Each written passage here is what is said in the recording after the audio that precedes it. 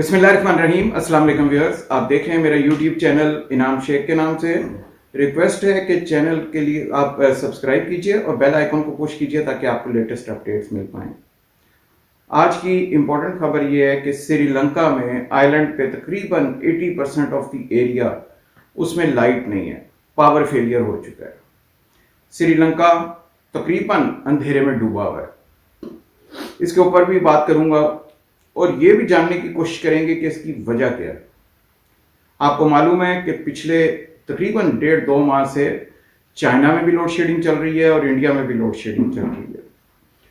इन तमाम चीज़ों के ऊपर जब हमने थोड़ी सी रिसर्च की तो हमें मालूम ये हुआ कि इंडिया और चाइना बिजली ज़्यादातर क्योंकि कोयले से बनती है और कोयले की कानें जितनी भी थी वो कोविड की वजह से बंद थी, लिहाजा उस तरह से वो बिजली प्रोड्यूस नहीं कर पाए। और उस वक्त कोविड में क्योंकि इंडस्ट्री भी बंद थी, उस वक्त इतनी बिजली की रिक्वायरमेंट नहीं थी, तो चीज़ें उस तरह नहीं हो रही थी।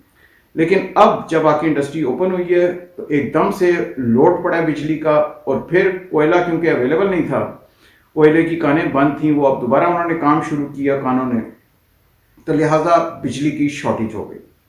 शॉर्टेज होने से फ़र्क ये पड़ा है कि उनकी जितनी भी प्रोडक्शन थी, प्रोडक्शन अपनी टाइमलाइंस को मीट नहीं कर पाएगी, क्योंकि प्रोडक्शन लेट हो जाएगी। जब बिजली और एनर्जी नहीं होगी तो प्रोडक्शन भी उसी तरह से लेट होती चली जाएगी।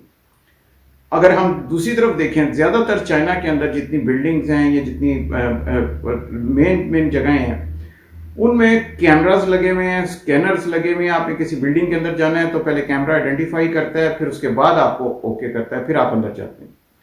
तो पावर फेलियर की वजह से वो सारे का सारा सिस्टम भी प्रॉब्लमेटिक आ चुका है। ज्यादातर मॉल्स क्योंकि क्रेडिट कार्ड एक्सेप्ट करते हैं, क्रेडिट कार्ड, डेबिट कार्ड्स के ऊपर भी ज़ाहिर है जब बिजली नहीं होगी तो वो एक्सेप्टेंस नहीं होगी, और उस तरह मामला उस तरह नहीं चल रहे जिस तरह के चलने चाहिए थे। अब श्रीलंका पे मैं वापस आता हूँ कि श्रीलंका के अंदर भी क्योंकि कोयले से बिजली बनती है और ज़्यादातर बिजली उनकी कोयले से बन रही है, तो श्रीलंका को भी प्रॉब्लम आई है और उनकी पावर फेलियर हो गया। पानी से थर्मल बिजली उनकी बहुत कम है, और श्रीलंका को लगता ही है कि श्रीलंका में भी ये प्रॉब्लम दिन ब दिन बढ़ती चली जाएगी। श्रीलंका बहुत ज़्यादा क्योंकि डिपेंडेंट है इन चीज़ों के ऊपर, लिहाजा श्रीलंका को अपनी इलेक्ट्रिसिटी क्रिएट करने के लिए हर सूरत उनको कोशिश ये करनी चाहिए। श्रीलंका क्योंकि अब टूरिज्म को भी प्रमोट कर रहा है काफ़ी ज़्यादा, उनकी कोशिश है कि टूरिज्म को प्रमोट किया जाए, तो लिहाजा उनको इंश्योर करना पड़ेगा कि उनके यहाँ इलेक्ट्रिसिटी फेलियर के इस किस्म के इंसिडेंसेस रूनुमान ना हो। टूरिज्म के अंदर उनको एक तो दिक्कत यह आ रही है कि स्कैम्स बहुत ज़्यादा हैं श्रीलंका में। उधर आप जब भी कोई टूरिस्ट जाता है तो उनके पीछे जाहिर है आपने देखा होगा कि बहुत ज़्यादा स्कैमर्स उनके पीछे आ जाते हैं।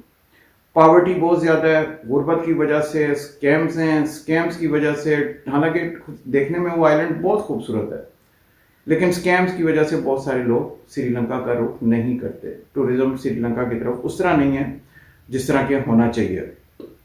दूसरी तरफ हम देखते हैं कि पावर का, बिजली का ये जितना भी ये सारा सिस्टम चल रहा है पाकिस्तान में, आपने देखा है क्योंकि ज़्यादातर बिजली हमारी या तो पानी से प्रोड्यूस होती है या फिर फ्यूल से प्रोड्यूस होती है।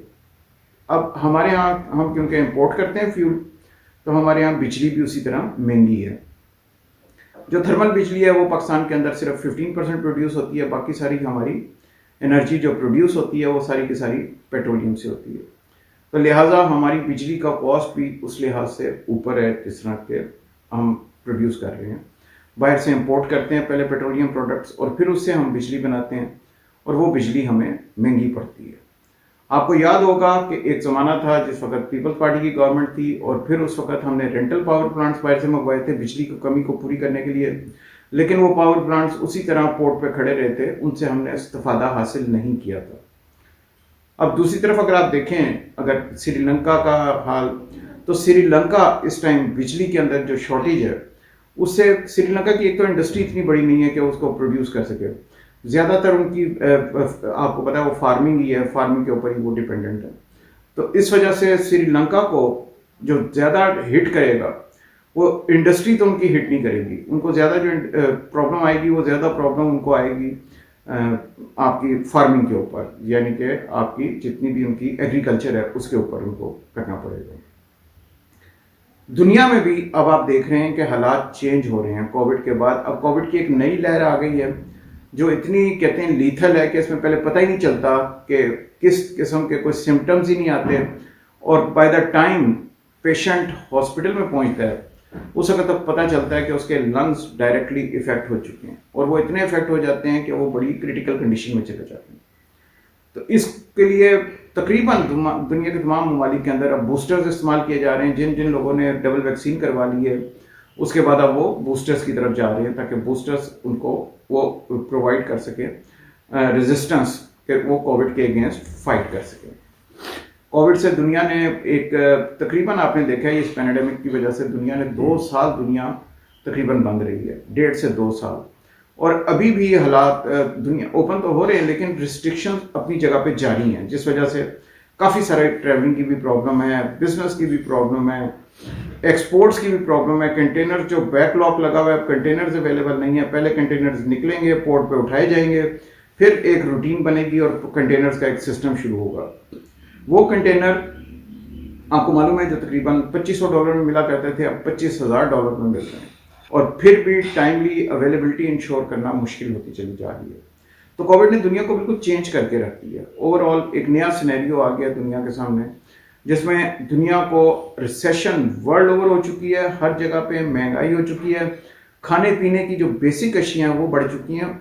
वो ममालिक जो खुद एग्रीकल्चर के अंदर हैं, जिनका जिस तरह पाकिस्तान है, जिस तरह भारत है, इन ममालिक को तो फिर भी फायदा है कि आप खुद एग्रीकल्चर प्रोड्यूस करते हैं और आपकी खुद ही प्रोडक्शन इतनी ज़्यादा है कि अपनी कंजम्पशन के बाद भी आप एक्सपोर्ट कर सकते हैं।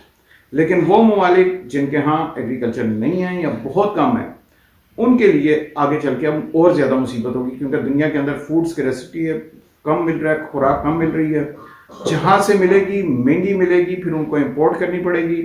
इंपोर्ट करने के नतीजे में उनके अपने मुल्क के अंदर रिसेशन बढ़ती चली जाएगी, महंगाई बढ़ती चली जाएगी, प्रोडक्ट्स महंगी होती चली जाएंगी, और वही बेसिक अशिया जो पहले उनको सस्ते दामों में मिला करती थी अब बहुत ज़्यादा बढ़ जाएंगी। तो कोविड ने पूरी दुनिया के अंदर एक नया सिस्टम हो गया, मतलब एक रिसेशन, पोस्ट कोविड रिसेशन आ चुका है। पोस्ट कोविड हर चीज़ बढ़ चुकी है। जो डेडलॉक्स लगे हुए हैं कंटेनर्स के और दूसरे ऑर्डर्स के, वो अपनी जगह पे हैं। बिजली की शॉर्टेजेस, शॉर्टफॉल्स ये आ चुकी हैं क्योंकि कोयले की कानों में से कोयला नहीं निकाला गया, लिहाजा अब जब प्रोडक्शन शुरू हुई है तो बिजली की बेपनाह शॉर्टेज आ गई है। ये वो सारी चीज़ें हैं जो दुनिया को अब फेस करनी पड़ रही हैं। इनसे निकलने के लिए अभी टाइम लगेगा, एकदम ये नहीं हो पाएगा, क्योंकि आपने जो डेडलॉक 1.5-2 साल का क्रिएट किया है, इसको निकलने के लिए भी अब 1.5-2 साल लगेगा, फिर जाके चीज़ों को स्ट्रीमलाइन किया जा सकेगा। तमाम दुनिया के अंदर इस टाइम सबसे ज़्यादा तवज्जो इसी चीज़ पे दी जा रही है कि कोशिश की जाए ज़्यादा से ज़्यादा अपनी इकॉनमी को बेहतर करके, अपनी इकॉनमी, लोगों को ये कहा जा रहा है कि आप इस चीज़ों पे कंट्रोल करें ताकि आप एक्स्ट्रा खर्चे ना करें, फिर ही जाके आप इस चीज़ों को कवर कर सकते हैं। जितनी अननेसेसरी इंपोर्ट्स हैं उनको मना किया जाए, एक्सपोर्ट्स को बढ़ाया जाए ताकि काम चलता जाए, और इस चीज़ों के ऊपर तमाम जो आपके हर चीज़ के ऊपर रिसेशन हो चुका है उस पर काबू तो नहीं पाया जा सकेगा, लेकिन कुछ हद तक आप अपने तौर पे उसको कंट्रोल कर लेंगे। आपको मालूम है कोविड की वजह से जॉब्स भी कई लोगों की निकल गई थी, कुछ लोग जो घरों से काम कर रहे थे उनका भी सिस्टम अपसेट हो गया था। तो ओवरऑल एक बिल्कुल डिफरेंट सिनेरियो हो चुका है। हर तरफ एक आप कह लीजिए डिप्रेशन सी कैफियत है। लेकिन फिर मैं वही कहूँगा, वो ममालिक जो खुद एग्रीकल्चर प्रोड्यूस कर रहे हैं उनके पास ये अपॉर्चुनिटी है कि वो अपने लिए भी प्रोड्यूस करें और बाकी ममालिक के लिए भी प्रोड्यूस करें, ताकि पूरी दुनिया के अंदर ये चीज़ें बढ़ती चली जाएं, खुराक मिले, अवेलेबिलिटी हो। खुराक की अवेलेबिलिटी होगी तो फिर ही जाके तमाम ममालिक के अंदर कुछ चीज़ें बेहतर होना शुरू हो जाएंगी। अगर मैं बात करूं अपने मुल्क पाकिस्तान की, तो हमें भी चाहिए इसके ऊपर भरपूर तवज्जो दें, अपनी एग्रीकल्चर आउटपुट पे बेपनाह तवज्जो दें। आपको चाहे उसके लिए कुछ भी चाहिए, खाद चाहिए, चीज़ें चाहिए, आप उसके ऊपर तवज्जो दें ताकि आपकी एग्रीकल्चर प्रोड्यूस बढ़ सके। Thank you for watching today's video. Until next time,